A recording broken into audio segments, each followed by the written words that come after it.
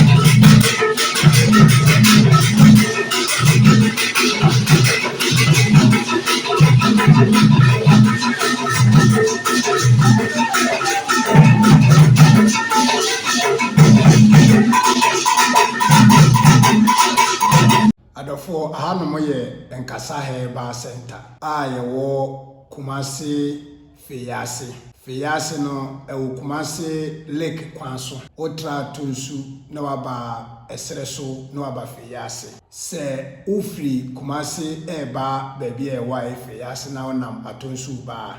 ubedu Feyase a ye Free Junction bi Pentecost Junction ufri atonsu ba ewo right side nti sa junction ne so no usi hono mo a plaje Agyei na wa ubisa o mo se opese okọ Nkasahema otremu a o mo do beba na yedwuma di a ye ne se ye nipa ho adwuma ye sayare obi a wo ohaw ewo ne nipaduam a wo bre a wachini a onya no aduro wakọ hospital doctors no hu yare no na bamabu a wontimi nya hwe bi mo mfisi na nda so asa no oba Nkasahema Center ye beboa no wo a wo sa ha no wo ba ye ha ye be ye hwehwemu na ye hu yare a ye ha wo no na ya boyare ndin a chew se sa yare we ye honhom yare nti ye de ne nya honhom asem a ye beka adanse enim ana honhom bibi wom oti asase so na yare hawo na wo bre wakọ asole ahodo wakọ hospital ahodo de waye bia na obama bugu nim se oni enda so biem wo sa nipa no enda so ne Nkasahema Center se wo ba ha Nkasahema Center ebe yi wo hawo afiri so enye kasa keke wo de bra enunti na edini ye Nkasahema ye nwuma no ne kasa adanse ewo mu ma oni padua no ba nti bra Nkasahema Center ubenya ayaresa eye Nkasahema eye yaresem no baabi a ya ho odi gina pa ye honhom yare de ho na ya ho odi gina efiri se yare bia ewo wiase honhom de wo nti wo de yare bia na wo de etise den kura na ha wa de bra wo ba e behwe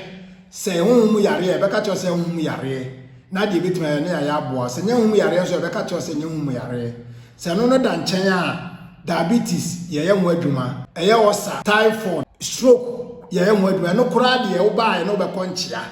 stroke wo de stroke bia chi bia no bra be hu nkasa heba fo mo ba ye be ye ho adwuma ama nkasa heba nso ye da ye de adwuma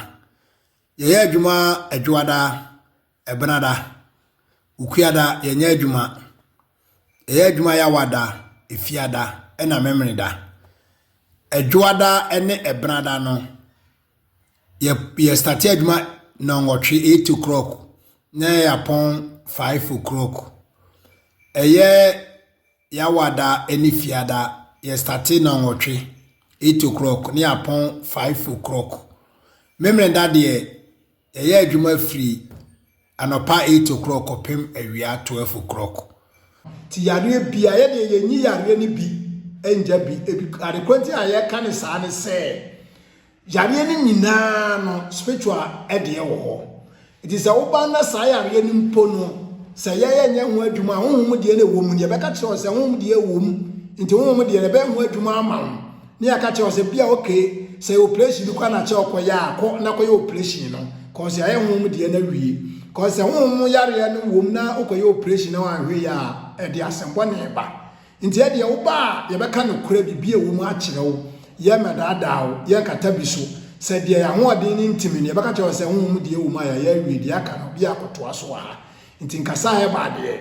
e obi o ha obi a fa na nim hwa ha na oba ono abehu de ha no ye behu de ha obi a so aka kire wo oba me ankasa e na wo ba besimi so mama hwo me ne doctor amwa ha me ama be hwo me na me hu adwuma no nti wo ba enye ba bi a wo ba ya na wo ba koya na eja wachidi e be mo ni tawo sa akopem se e be du mra wa bo se wo ho ato